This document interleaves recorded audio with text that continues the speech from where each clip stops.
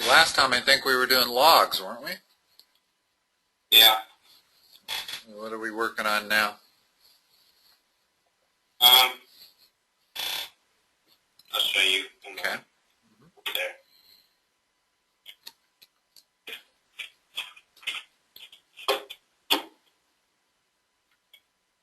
Okay.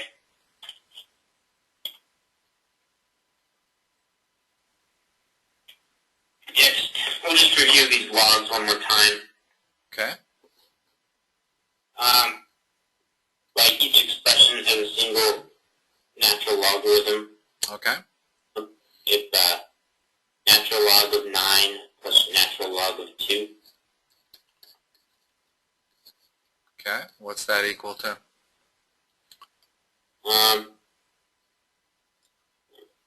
Using those 3 log rules. Natural log of 11. 9 times 2. In other words, Oh, I remember. yeah, you can, whenever you're adding log functions, you can take a single log function of the product of the 2 numbers. So it's actually equal to the natural log of 18. If you look in your calculator and you look up that and you add it to that, it'll be this also. In fact, that's what slide rules were. The principle of how a slide rule works is that. So what else you got? 4 natural logs of 8 plus natural log of 10. You said 4? Yeah. Okay, that third rule, in other words, when we are compressing, which is what they want us to do here, start with the third rule. In other words, where you have the coefficient in front of the natural log, what can we do with that coefficient? Bring it up to the, Yeah. whatever. Yeah. Like that.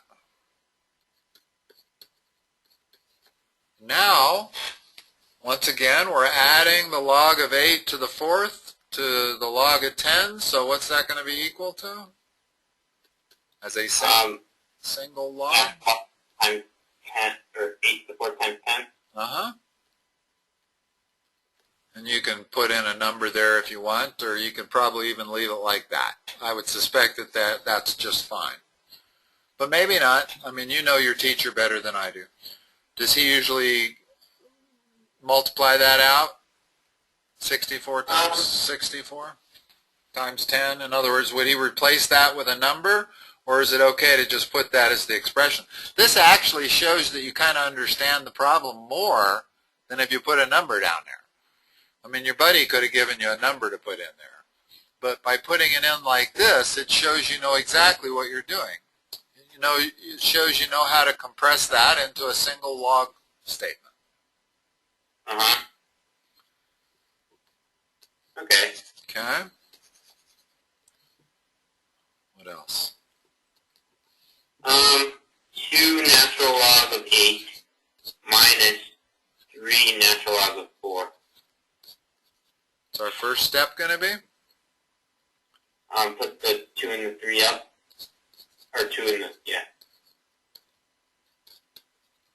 And then it's division. Okay. So what's it become? Natural log of 8 is 2 divided by 4, 3. And that actually is pretty, that I can do in my head. It's 64 divided by 64, right? Yeah. So that's actually the natural log of 1. And what is that equal to?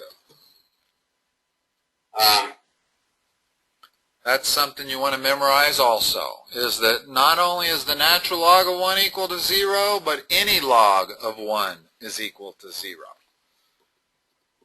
Okay. It's because if you take any number to the 0th power, you get 1, no matter what the number is. If I take 9 to the 0th, I get 1. If I take 17 to the 0th, I get 1. And since logarithms are exponents, that's the definition of them, they are exponents, then it's not unreasonable that the log of 1 would be 0. Because the natural log of 1, what that really means is that e to the 0th power equals 1. And we know that to be true. Okay. Okay. What else we got? 1/3 parentheses natural log x plus natural log y parentheses minus 4 natural log of z. Okay. What's the first thing we're going to do here?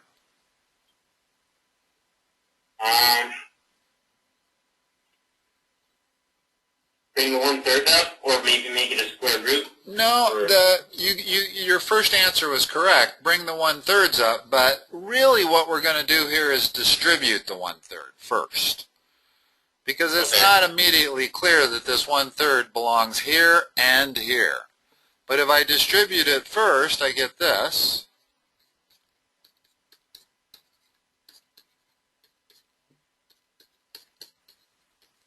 Now I can bring all 3 coefficients up.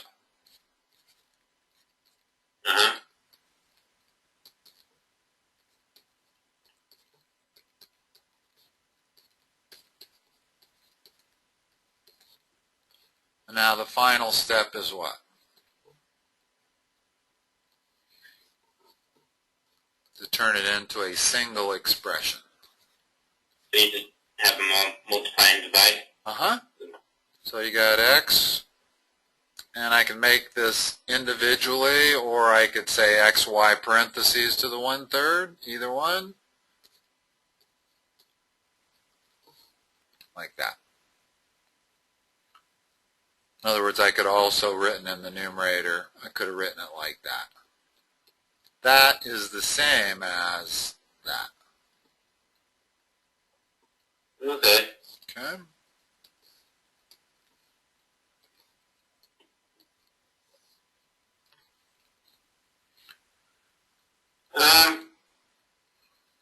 The next one. What's the natural log of e? I thought that's just natural log. That's 1. Okay. What's log base 17 of 17? 1. Yeah. In other words, that's another rule about logs that's worth knowing, is that the log base b of b is always 1. Just like the log base b of 1 is always 0. These are 2 that you want to remember. Okay. Right here. In addition to those 3 log rules that allow you to compress and expand, these 2 log rules come in real handy also. And that's why the natural log of e is 1, because natural log is log base e. In other words, I could rewrite natural log as log base e. So that's log base b of b. So that's why that's 1. It's because e to the 1th is equal to e. Okay.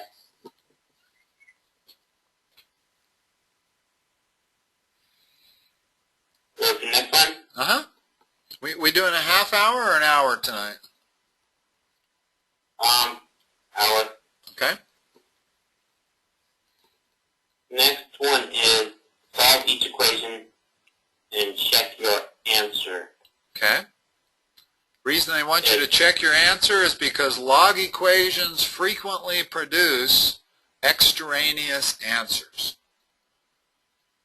When you've solved it, you frequently come up with 2 answers, and one of them violates the original domain. So that's the thing you got to be careful about with log equations. Go ahead and give me one. Okay. Natural log 3x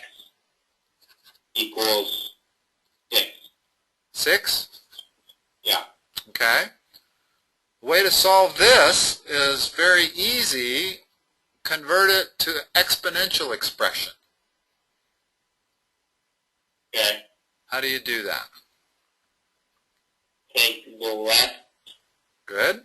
Which is? one, No. bring it to the right. What's the base? E. So it's e to the 6th. Remember, logs are exponents, so that's got to be the exponent. And it's equal to the only thing left, 3x. So x is equal to e to the 6th divided by 3, whatever your calculator says that number is. Okay, so x is equal. Okay. Okay? Now, in this case, first of all, let me ask you this. What is the domain of that? Of what? Of the natural log of x. What is the domain? What can x be, or what can't it be? X can't be 0. Can't also be negative. So the domain is x has to be greater than 0. Notice that that's more strict than if I said, what's the domain of this? Well, this x merely has to be greater than or equal to 0 if you're taking the square root of it. But when you take a log of something, the argument is what I call that, has to always be greater than 0. You cannot take the log of 0. Okay. Remember, the log of 1 is equal to 0. And the log of any number between 0 and 1 equals a negative number, always. Okay. Okay, what's your next The equation? next one is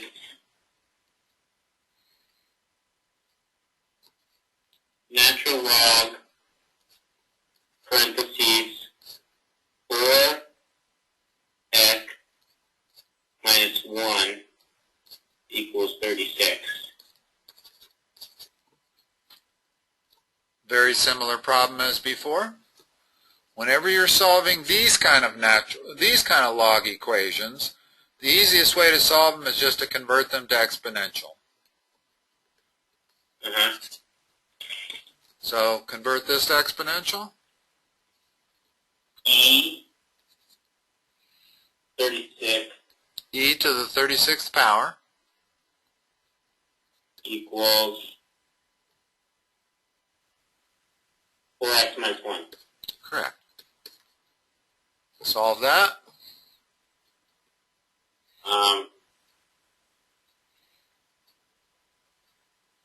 For e to the 36 minus 1 divided by 4. Well, almost. E to the 36th plus 1, because you have to add 1 to both sides. Oh, yeah. Divided by 4. There's your answer. And again, as long as these are positive numbers, we're fine. And so far, all of these are positive numbers. In other words, that's got to be a positive number. So we're not going to violate any domains with these answers. Okay? When we get to a little more complicated equations, you'll end up with a quadratic, which will produce 2 answers, and one of them will always violate the domain. So when I'm checking my answer, do I just plug in the number for x and then see if it works?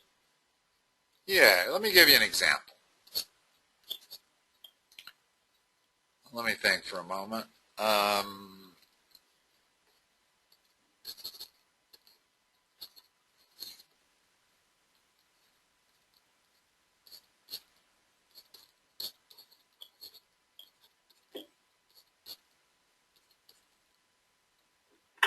Hold on.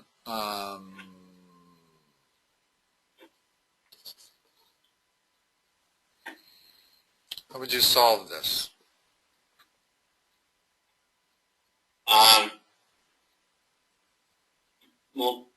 Multiply? Okay, so what's the next line? Log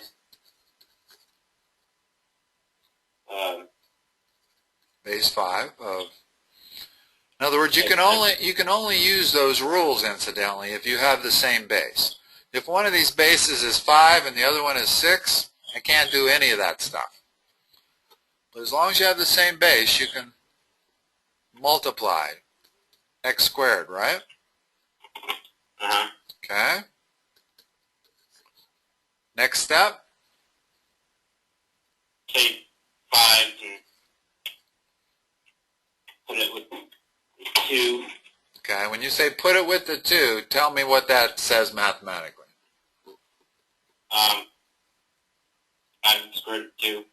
5 squared. 5 squared equals x squared. Okay, so now we have 25 equals x squared. What does x equal?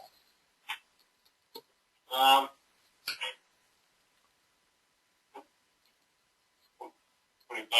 Actually, plus or minus 5. In other words, to solve this, you got to take the square root of both sides. Whenever you take the square root of both sides of an equation, your answer is always plus or minus.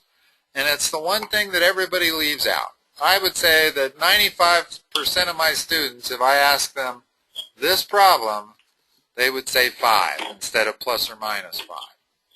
Now, we got 2 solutions, right? Uh-huh. Which one violates the domain? Minus. Yeah. And furthermore, we have to check the original equation. We cannot check this one. Notice that minus 5 does not violate that domain right there, because I'm squaring it. So if I put in minus 5, it's going to get squared, and I got the log of 25 of a plus number. So this is a key point with logs. When we were reviewing our rules, we were saying equals. In other words, we were saying this expression here equals this expression. Well, it doesn't quite. It's not equal in all respects. It's not equal when it comes to checking the domain. In other words, it passes this domain test, but it does not pass this domain test. Both of those answers do not. So the correct answer is plus 5 only. Okay. Okay? So that was just an example of a problem where you have to check your answers and one of them didn't work. Uh-huh. Only because it violated the domain. That's why you have to throw out some answers regularly, is because it's all a question of violating the domain. Okay, what else you got?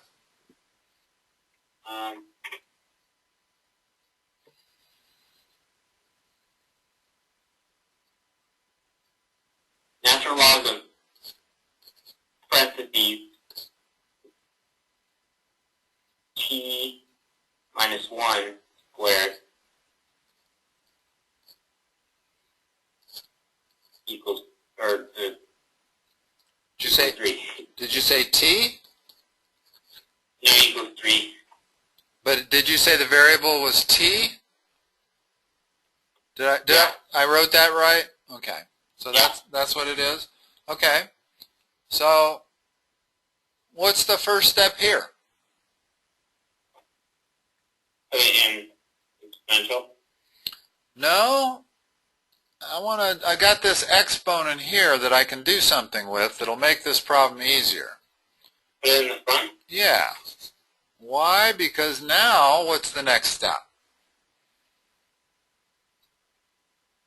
Now you can take. I can divide both sides by 2. Get rid of it over here. Now I can put in an exponential. In other words, the goal is to isolate the log of that argument as much as I can. Okay? Once I've isolated it as much as I can, now I can put it in exponential. When I had the 2 there, it wasn't isolated. When I had the 2 there, it wasn't isolated. But now that it is, I can say what? You can say e power of 3 halves equals t minus 1. So what is t equal to? E to 3 halves plus 1. Okay, and that's, you can either, I don't know if you need to convert that to a number or not. Probably not, actually. I'm guessing that this is the answer the teacher would prefer to see. This is precise. If we convert it to a number, we would be approximating it. Because e is an irrational number, a lot like pi. You don't convert pi to 3.14 anymore. You leave it as pi. Well, same thing with e. Okay. Unless they specifically ask you for it as a number, again, we know that the argument's going to be positive, because if t is equal to e to the 3 halves plus 1, that has to be a positive argument. This whole thing has to be positive. E to any exponent's always going to be a positive number. In fact, you can say that about any positive number. If b is greater than 0, and I say b to the x, it does not matter what x is, this whole thing will be positive. I could make x minus a billion, or I could make it plus a billion, and you still get a positive number, because negative exponents don't mean negative numbers. What's key is, as long as b is greater than 0, then this will always be greater than 0, even if x is negative. Okay, what else you got? Natural log of a fraction x minus 1 divided by 2 equals 4. Next step. First of all, did I write it correctly? Yeah. Okay, because I didn't know. This 2 could have been under the natural log and not part of the argument. But You got it. okay.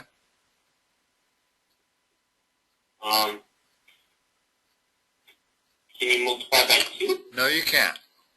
This is not natural log times this. This is the natural log of this. This is a function, and this is merely the argument that's inside the function. So if the 2, in other words, if it was what I thought maybe it was, which would be this, then I could multiply both sides by 2. Okay, but if the 2 is inside the argument, you cannot get rid of it by multiplying both sides by. However, it's all ready to put into exponential format. Oh yeah. It would be e to the 4 equals x minus 1 divided by 2. Now solve this algebraically, because that's just a number. Nothing special about it. Yeah, so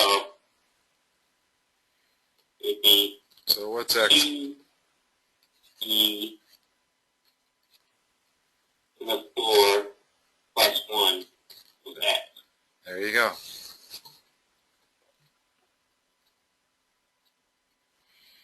In other words, the moment you get the natural log of its argument isolated, you're ready to put it in exponential format. Okay.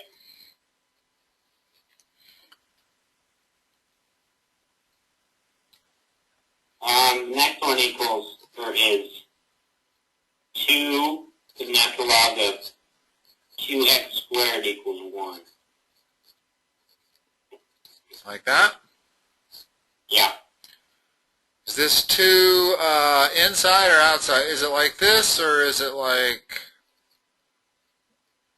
There's no parentheses at all. Okay, okay. So it's like that, you know. So it's like that. All right. What's the first step? bring the 2 over to the front. So what's the next line? 4. Natural log of 2x equals 1. Uh-huh. Now what's the next step?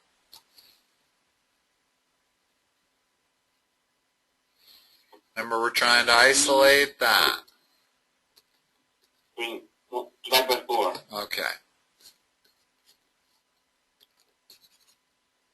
Now it's ready. Okay, it'd be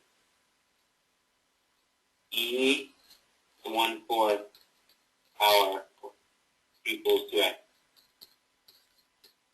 So x equals, E to 1/4 divided by 2. okay. Okay.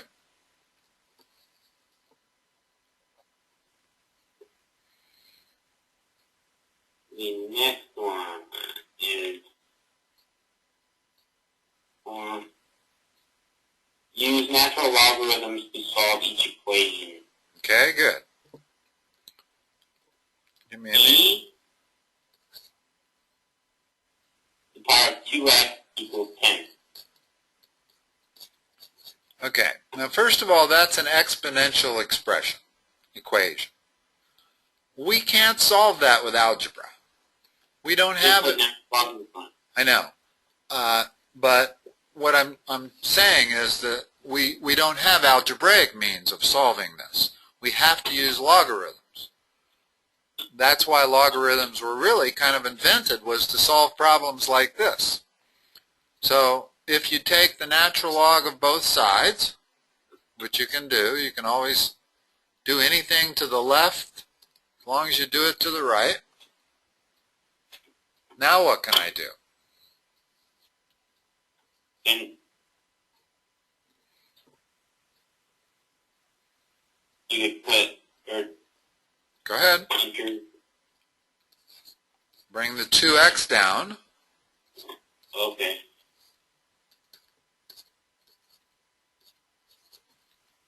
What's the natural log of e? 1 or 0. 1. 1. 1. Now what's x equal to?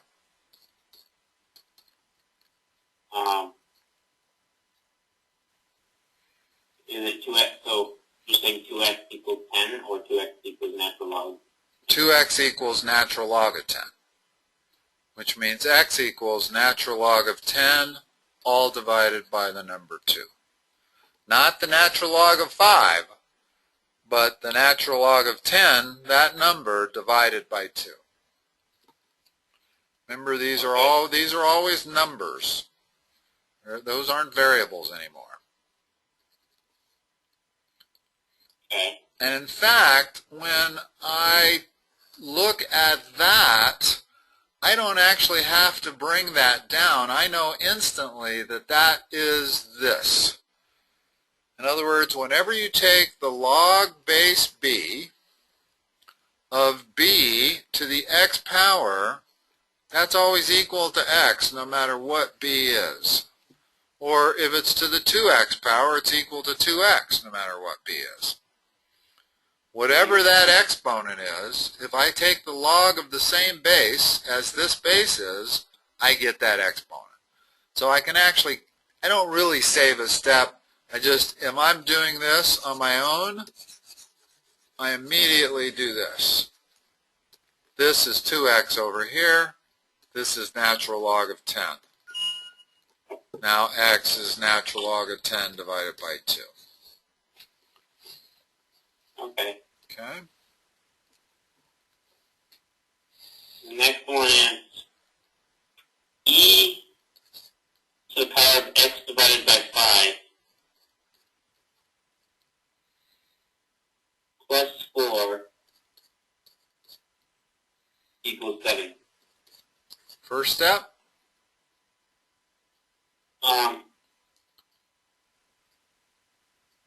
Should I subtract 4? Yeah, in other words, before we take the natural log of both sides, let's isolate this expression. In other words, the reason we're going to take the natural log of both sides is because we have our variable in an exponent. There's no algebraic way to solve that, so we have to use logs, but before we can use logs, let's get this all isolated. So we got e to the x over 5 equals 3. Now what? Put natural log in front, which then you could bring down the x divided by 5. So the left side is just merely x over 5 equals natural log of 3. Now what? Then multiply by 5. Okay, so now we got x equals 5 natural log of 3. But now there's actually one more step we could do.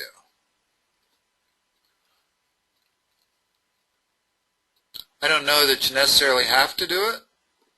You mean bring the 5 up? Yeah, I'm not sure that your teacher wants you to do that. In other words, if you're really looking for an answer, you're going to put that in your calculator and get a number. But this thing is the same as this.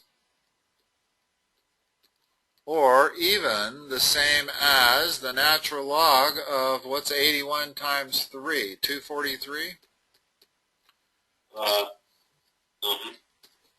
So you could write your answer like that, you could write it like that, and you could probably write it like that. Okay. They're all the same number.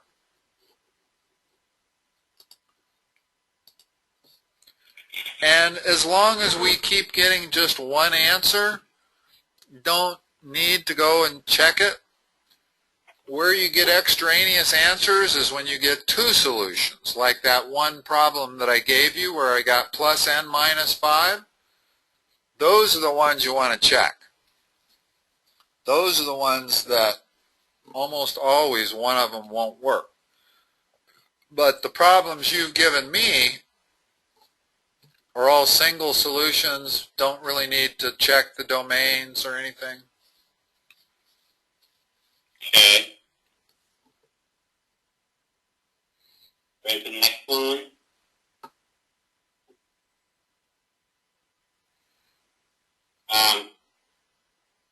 E to the power of x divided by 9, or minus 8, Up in equals 6. the minus 8 down there or up here? Down. You got it.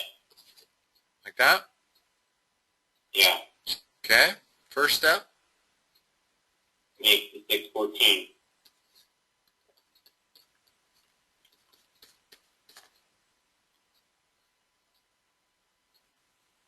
Next step. Okay. Natural log. Of both sides. What's that leave over here on the left? X divided by 9.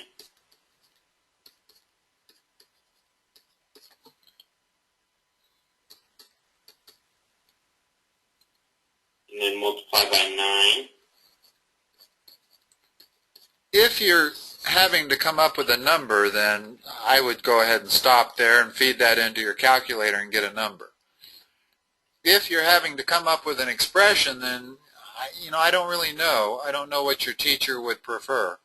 That answer or natural log of 4 to the 9th power. I don't think she wants you to figure out what 4 to the 9th power is and put that number in there. So I'm guessing she would probably go for that, she or he. You have a man or a woman teacher? Yeah. Okay. You'll just have to find out. As long as you know that that is the same as that, that's all that matters. Okay. Alright, the next one's a word problem. Okay? The first word is in blue and it says investing. Okay. Bold blue, whatever that is. And then it says, an initial deposit of $200 is now worth $331.07. Okay. The account earns 8.4 interest compounded continuously. Determine how long the money has been in the account. Okay. What's the general formula for this? For money that is compounding continuously? Is it per? Yeah.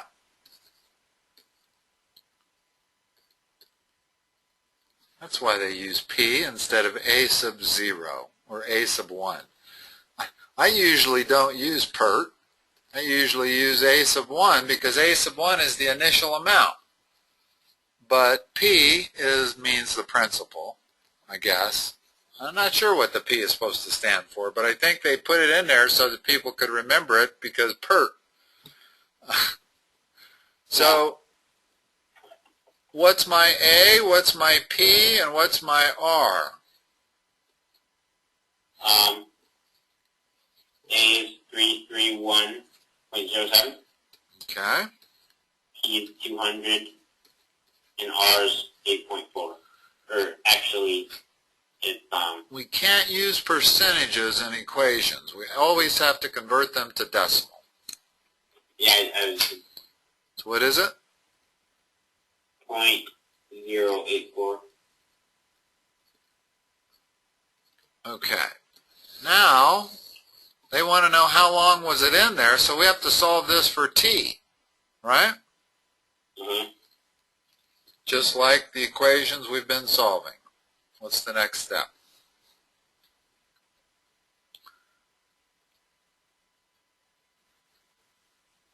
Remember, we want to isolate that before we can take the natural log of both sides.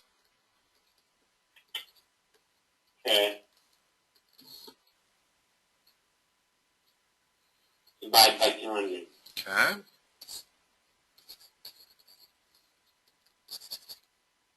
Now what?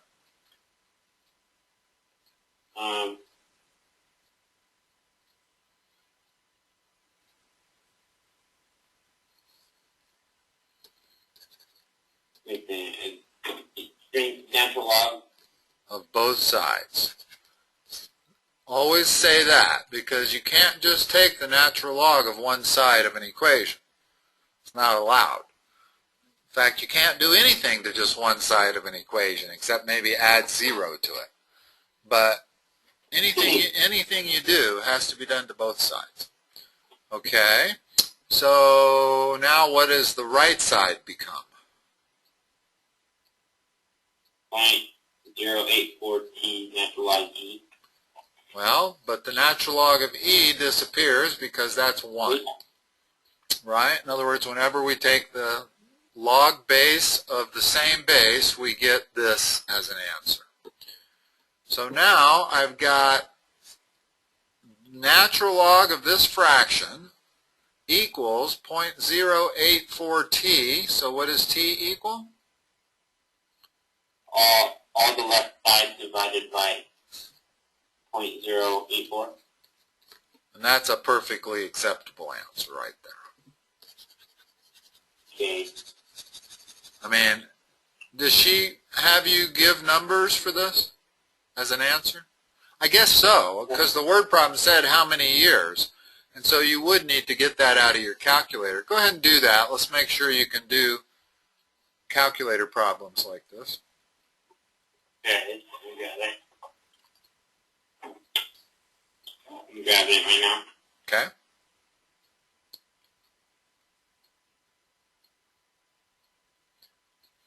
Remember, you want to take the natural log of that ratio, not the natural log of 331 and divide it by 200.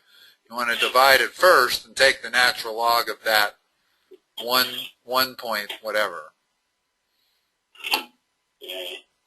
It's easy to make that mistake with those calculators. Do you have a TI-84? Yeah. Okay. It's got a natural log key on there. It's got 2 log keys on there. One of them is common log, meaning base 10, and the other is natural log.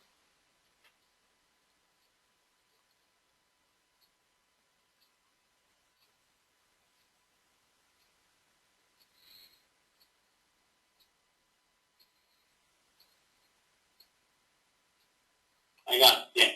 6? Yeah. 6 years. To go from 200 to 331 at 8% interest. Okay, that makes sense. You wouldn't expect to double it. In other words, even if you multiplied 6 times that, you only get 48%. So you would increase the money by 48%, but since it's being compounded continuously.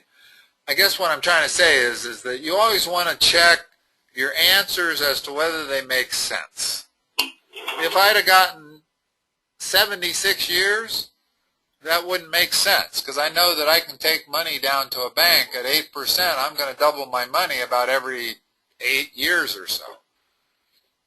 Mm-hmm. All right. What else you got? Next one is another word problem. Okay. So, an investor sold 100 shares of stock value at $34.5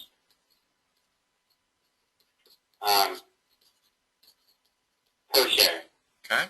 The stock was purchased at $7.25 per share 2 years ago.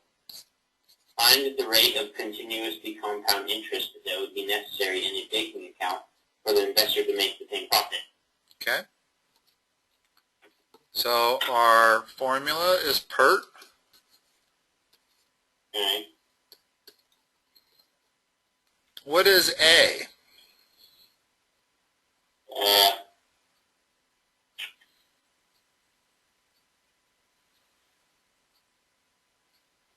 I don't know. How much money did he cash out?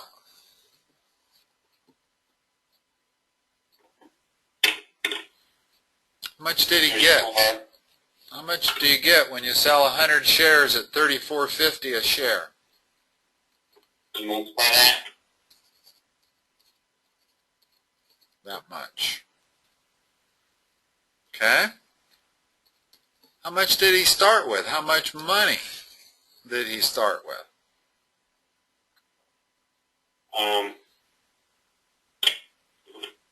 Do I multiply 100 times? Uh-huh. In other words, he had to shell out $725 to buy those first 100 shares, right? That's how stocks work, is that whatever the price per share is, if you want 100 of them, you have to pay that times that. So if I go down to a brokerage firm and give them $725, they give me 100 shares of a price that's something that's priced at $7.25 per share. So, Okay.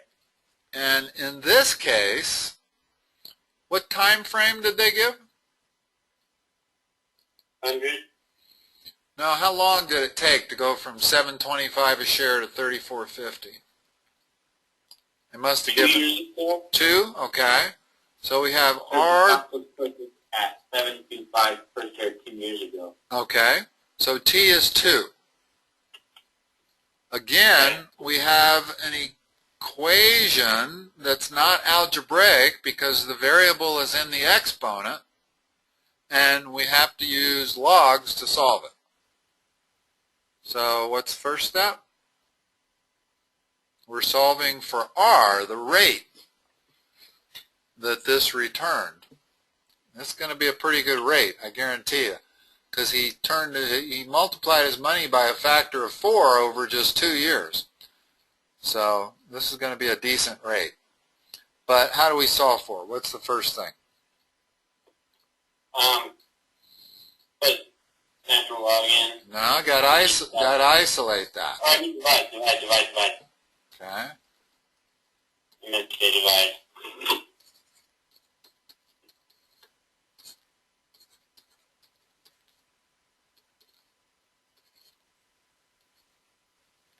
Next step.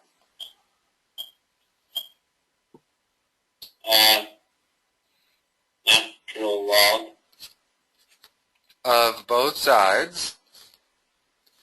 Yes. And what's the right side now become? It cancels. There's a natural log leaf. That's just 2R. 2R. In other words, this whole thing leaves and you're left with the exponent, always. So now what is R going to be equal to?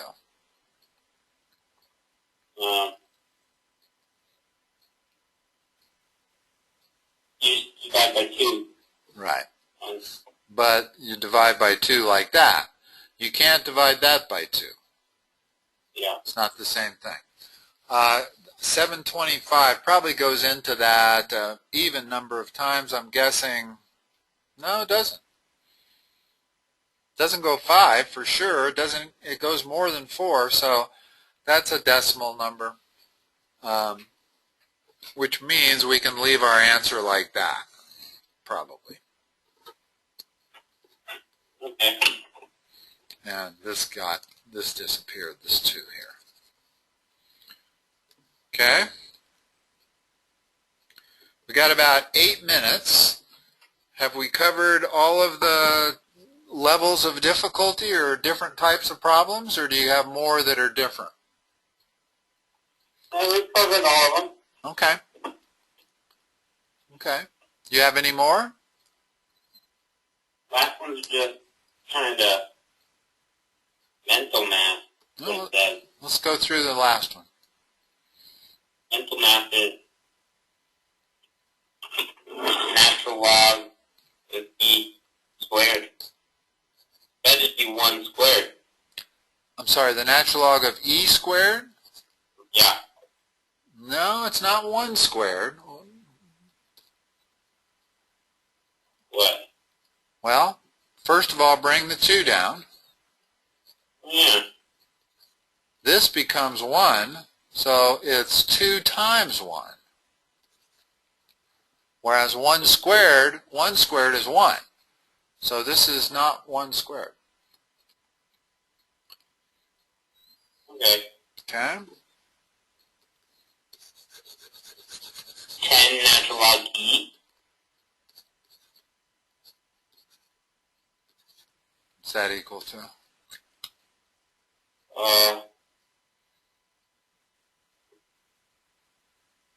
What's that equal to? 1. So what's 10 times 1? 10. That's why she called these mental math. Because really we can do it without writing anything down. Yeah. What, you got another one? Natural log of e divided by 4. Well, let's write that down just for the heck of it. Now, is it this or is it this? Second one. Okay, good, because this one wouldn't be such easy mental math. What's this equal to? Do I multiply by? No? It would just be 4. Right, exactly. In other words, you just substitute 1 for that. Okay? Okay. Last one is natural log of e to the 83. What's that equal to? Ooh. 83? You got it. Ooh. Do you have any other questions about logs or No. or exponentials? No? Okay, good. Always remember, you either isolate the e to the thing or you isolate the log if you have natural log. In other words, before you convert them or take the natural log of both sides, you have to have that all by itself or that all by itself. Okay. Okay? All right, Caleb. I'll let you go and talk to you next time. Okay. Thank you. You're welcome. Bye-bye. Bye.